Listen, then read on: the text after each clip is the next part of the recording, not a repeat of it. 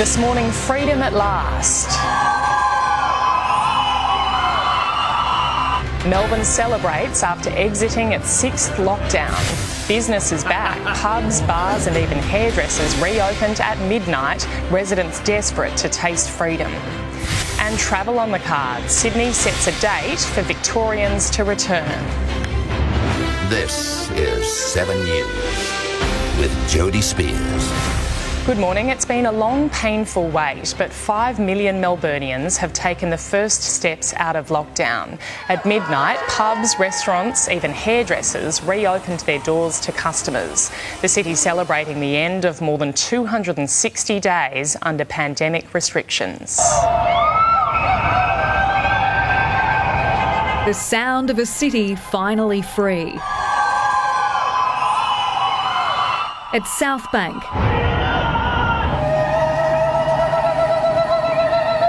along Chapel Street. At midnight, celebrations began after a total of 262 days in lockdown. End of lockdown. For some, it was straight to the pub. Hospitality venues so desperate to welcome back customers. Live music, let's go! Welcome back! Let's go! For others, no better time for a trim. Hairdressing and beauty salons are back and booked out for weeks. First client was at 12:15. When we opened up the website for online bookings, it crashed, it went crazy. The excitement is huge here. It's the sixth time Melburnians have come out of lockdown and hopefully never again.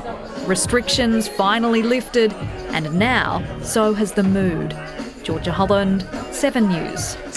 People from Melbourne will soon be able to book a trip to Sydney with travel restrictions set to lift next month. New South Wales will allow quarantine-free travel for fully vaccinated Victorians from the 1st of November. Melbourne welcomed vaccinated Sydney residents without quarantine earlier this week.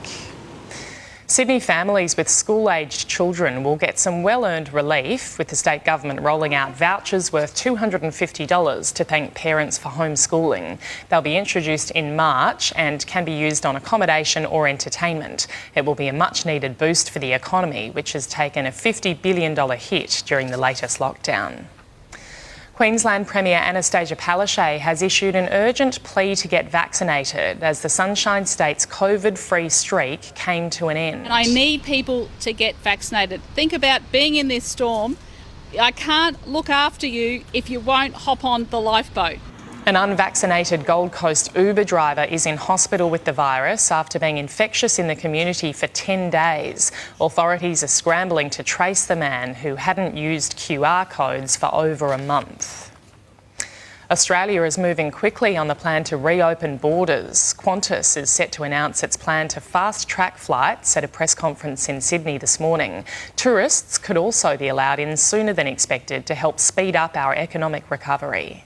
In New South Wales, he vetoed the New South Wales Premier's plan to throw open the international borders within 2 weeks. In the Australian way, we move cautiously, but we move deliberately. But now Scott Morrison's cautiously planning to welcome international tourists back before Christmas. On international visitors, well, we'll see how Australians coming back first goes. If that does go well, thousands of tourists could return by late December to states that will accept them, with foreign students and foreign workers returning even sooner. We'll start seeing that in late November, early December. 7 News can reveal Federal Education Minister Alan Tudge has written to the Victorian government supporting a plan to welcome 240 fully vaccinated international students a fortnight back from December, joining New South Wales planning to accept 250 a fortnight, South Australia 160, with no plans yet in Queensland or WA. International students bring more than 260,000 jobs with them. We really look forward to the day when we can welcome these really valuable contributors back. The unofficial timetable for the return of international tourists is much sooner than the National Cabinet plan, but senior government sources warn it all hinges on the reopening of New South Wales and Victoria going smoothly. We don't want to see what's happened in other parts of the world where people have moved too fast. But he also doesn't want to move too slowly. Mark Riley, 7 News. Former New South Wales Labor MP Eddie Obeid has been jailed and bailed back at his Sydney home despite being sentenced to prison time. Obeid, his son Moses and old ministerial colleague Ian McDonald learned their fates over a lucrative mining licence. All three planned to appeal, but the ex-Labor power broker was granted bail over COVID concerns. Gladys Berejiklian is due to appear before a corruption probe into her conduct in office next Thursday and Friday. Her former boyfriend and MP Daryl Maguire will attend a hearing on Wednesday, and former Deputy Premier John Barilaro is expected to be called on Monday. A man accused of causing a train crash south of Sydney remains on the run. Workers last night worked to remove the carriage that flipped onto its side. 4 people were injured when the train derailed after smashing into a stolen van deliberately left on the tracks at Kembla Grange. Buses continue to replace trains between Kiama and Wollongong. A quick check of sport now, and with just a day until they're back in action again, the Matildas are excited to be playing their first home games in 18 months. The Brazil series providing crucial preparation for the upcoming Asia and World Cups. You know, we've obviously got the 2023 World Cup as well. That's always in the back of our minds. So, you know, every FIFA window, every game that we get is an opportunity to get ourselves better. Their 2-game series against Brazil begins at Sydney's CommBank Stadium tomorrow night. Sydney's iconic harbour could be the backdrop for a future Formula One Grand Prix if the city has its way. 7 News has revealed that the New South Wales government is seriously considering a bid to steal the race from Melbourne when their current deal expires in 2025. High-level talks are underway to see if a street circuit is feasible. The race has been held in Albert Park since 1996, but was cancelled in 2020 and 2021 due to the pandemic. Checking Friday's weather now. Brisbane, showers heading for a top of 27 degrees. Sydney, partly cloudy, a top of 23. Partly cloudy as well in Canberra, also a top of 23. Melbourne, 26 with a shower or 2. Hobart, 23, showers developing. Adelaide, late showers heading for 22. Perth, partly cloudy and 22. And Darwin, partly cloudy and 35 degrees. Coming up on 7 Early News, a check of finance and a nationwide search to find Cleo. Now the $1 million reward on offer. Plus, walkers warned to watch out as cliff breaks away. That's next. These are the stories we're following on Early News. Melbourne is embracing new freedoms this morning after a total of more than 262 days in lockdown. The 5 reasons to leave home, the curfew and travel limits have now been scrapped. Residents wasted no time enjoying the relaxed rules, with pubs and hairdressers welcoming back customers at the stroke of midnight. Victorians have been given a date to travel to New South Wales quarantine-free. That's November the 1st. 2 jockeys are in hospital after they fell off their cart during a harness race in Sydney. The men aged 35 and 70 were taking part in a race at 10:30 at Penrith. They reportedly fell and were unconscious when ambulances arrived. Paramedics treated the men on the scene before taking them to hospital. Sydney's Lindt Cafe, the scene of the 2014 siege, is closing its doors for good. After almost 17 years, the company has decided not to renew its lease. A spokesperson has told 7 News pandemic factors, including a lack of foot traffic, sealed the deal. It's been almost 7 years since 2 innocent people lost their lives. The business will hand over the keys next week. A $1 million reward is being offered to help find Cleo Smith, the young girl who disappeared from a tent in remote WA on Saturday. Police have now confirmed they believe the 4-year-old was abducted. Still missing, still missed. Cleo Smith. Police increasingly believe the 4-year-old girl was taken. Now there's a $1 million reward for the taking. Hopefully bring Cleo back safe and sound. Someone knows something, and they will be paid if they can help find the girl in pink who disappeared in the WA outback. If you have seen anything, if you know anything, please call Crime Stoppers. 1-800 333 000 or walk into any police station across Australia. Cleo was missing from the family tent on Saturday morning, gone when they woke up at 6 a.m. The zipper was left open higher than the 4-year-old could reach, and the little girl's sleeping bag missing with her. But while they think she's been taken, no one's taking any chances. The ground search continues. But the focus is increasingly moving beyond outback WA. If someone took Cleo, by now they could be anywhere. Perhaps that's why the effort to find her is spreading everywhere. Bumper stickers, news bulletins here and abroad. She may be lost, but hope isn't. Not yet. And there's 1 million new reasons to help find one little girl. Joey Catanzaro, 7 News. There's an alert for more landslips on Victoria's coastline at Anglesea. A section of the cliff at Demon's Bluff has crashed down onto the beach. We heard this big boom, like boom, like that. So it was like a mine blast. An exclusion zone is keeping walkers off a stretch of sand. Crown Resorts has come under fire for the $1 million golden handshakes given to former board members, but shareholders at the AGM stopped short of throwing out the current board ahead of a crucial decision on its Melbourne casino.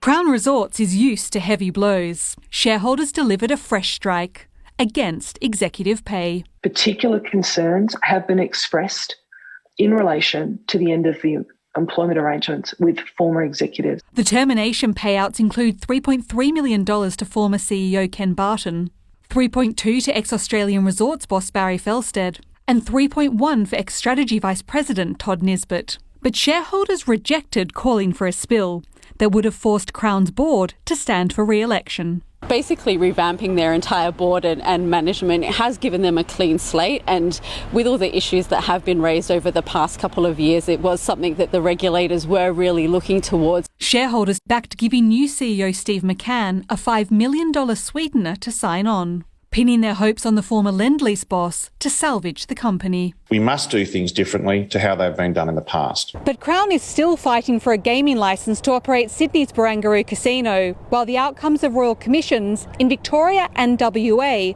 still loom large. Within days, the gaming giant will find out if it gets to keep the licence for its flagship Melbourne casino. They could have the best laid plans, but their future really does hinge upon what the decisions that the Victorian government and regulator make over the next couple of weeks. Gemma Acton, 7 News. Checking finance now. The Dow Jones is trading down this morning. The Nasdaq is up. In London, the FTSE fell and Germany's DAX lost. Closer to home, Japan's Nikkei closed lower. Hong Kong's Hang Seng fell. The All Ords closed virtually steady, as did the ASX 200. On the commodities market, gold is trading at $1,780 an ounce. Oil is $81 a barrel. The Aussie dollar is buying 77.7 US cents, almost 85 Japanese yen, and $1.04 New Zealand. Coming up on 7 Early News, a US police officer who shot dead an Australian woman re-sentenced. The emotional statement in court live to the US. And no end in sight. A river of lava forces further evacuations on Spain's La Palma Island. That's next.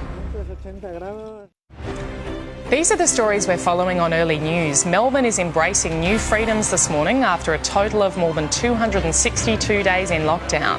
The 5 reasons to leave home, the curfew and travel limits have now been scrapped. Residents wasted no time enjoying the relaxed rules, with pubs and hairdressers welcoming back customers at the stroke of midnight. Victorians have been given a date to travel to New South Wales quarantine-free. It's November the 1st.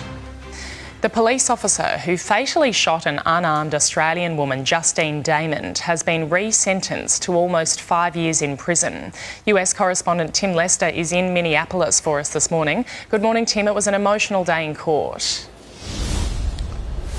Yes, Jody, and not everyone had the same emotional response to the outcome here today. It's been more than 4 years since police officer Mohammed Noor drew his weapon and shot dead Sydney woman Justine Damond Ruzcek as she approached their police car one evening in Minneapolis. She was soon to be wed to her fiancé back then. Well, today, as a resentencing occurred here for the lesser charge of manslaughter, her fiancé spoke via video link to the court. You to know that I forgive you, Mohammed. All I ask is that you use this experience to do good. Your Honor, I just want to say that I'm deeply grateful for Mr. Damon's forgiveness. I'm deeply sorry for the pain that I've caused that family, and I will take his advice and be a unifier. A touching exchange between the aggrieved fiancée and the man convicted now of her manslaughter, not her murder. Mohamed Noor is sentenced to an adjusted 57 months in prison, but this was the response of Mohamed Noor's father as he left court. The worst judge? Minnesota State. Yes. This judge hates Somali community. Today's ruling means that Mohamed Noor will likely be a free man mid-next year. Jody? OK, Tim Lester in Minneapolis, thank you. The man accused of killing British MP Sir David Amess has been charged under the UK's Terrorism Act. Police say Ali Harbi Ali had religious and ideological motivations for stabbing the Conservative MP while he met with constituents on Monday. The 25-year-old has also been charged with preparation of terrorist acts after detectives searched several London addresses. More than 180 people have been killed after heavy rain caused severe flooding across Nepal and India. Among the dead, a family of 6, including 3 children. Rescuers are still struggling to reach 60 people stranded for 2 days in West Nepal. Schools and tourist activities have been closed, but rain is now easing. 4 people have been killed, another 47 injured after a gas explosion at a restaurant in China's northeast. Witnesses have described the blast like a bomb going off as the 3-storey building came crashing down. Debris and glass were left scattered across the area, damaging nearby buildings and parked cars. Gas works were carried out on pipelines in the area the night before. Hundreds of people have been evacuated from the Spanish island of La Palma as a river of molten lava surges towards a village town. Emergency services helped around 500 people leave their homes yesterday, with 7,500 people so far evacuated since the volcano began erupting a month ago. Lava has covered more than 2,100 acres, crushing and destroying 2,000 buildings. There's just one more day to go until the Matildas' long-awaited homecoming. Their 2-game Brazil series providing crucial preparation for the upcoming Asia Cup and the 2023 World Cup. While it will be their first games on home soil for 18 months, it will also mark the return of fans to international sporting events in New South Wales. The first game kicks off in Sydney tomorrow night. Sydney, start your engines. 7 News has revealed that high-level talks are underway within the New South Wales government to potentially steal the Formula One Grand Prix from Melbourne. It's not the first time Sydney would be trying to poach the race away from Albert Park, which has held the Grand Prix since 1996. Their current deal expires in 2025. The AFL has released its vaccination policy for all players and staff. Every AFL and AFLW player and staff members will be required to be fully vaccinated unless they have a medical exemption. Otherwise, they'll not be able to train or play. The league announcing a staggered state-by-state deadline for players to get their COVID shots. Players who refuse to get the vaccine face being stood down. David Warner's possible Ashes opening partner Will Pucovski is aiming to return to domestic cricket next month after his 10th concussion. Scotland have cruised into the next round of the T20 World Cup after an 8-wicket win over Oman. Their win means Bangladesh, who earlier beat Papua New Guinea by 84 runs, moves into Group 1 with Australia, England, South Africa, Sri Lanka and current title holders, the West Indies. Entrevier heads into tomorrow's inaugural The Invitation as the firm favourite. The 5-year-old New Zealand horse is yet to miss a place in 9 starts, winning 6, including last month's Sherrico Stakes. Travelling foreman Paul Richards says her preparations have been faultless. Had a trial a fortnight ago just to keep her ticking over here at Randwick, and work's been good since. Yeah, can't fault her.